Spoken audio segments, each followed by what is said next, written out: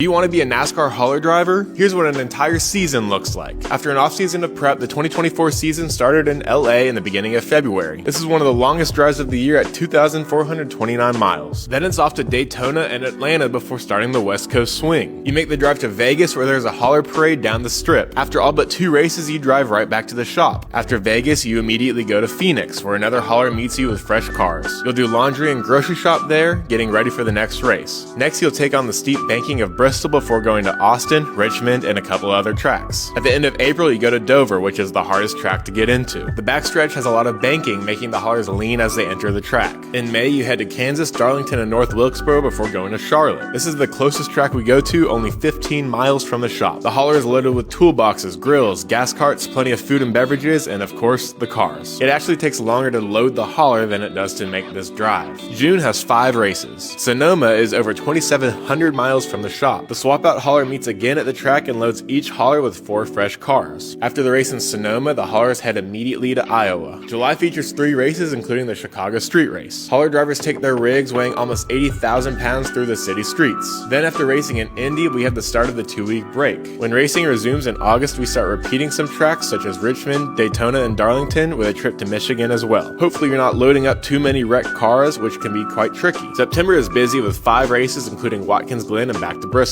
Hauler drivers make the trip and then work at the track, cooking for the team, helping in the garage, and offering pit support during the race. In October, we have 4 playoff races, including a trip back to Charlotte, so close to the shop, right before making a trip all the way back to Las Vegas. November has the final 2 races of the year with a trip to Martinsville. It's small enough that not all the haulers fit, and it's followed with a trip all the way to Phoenix for the last race of the year. At this point, the season's over, the haulers take their time getting home, and then it's time to take a break before getting the haulers ready for the next season.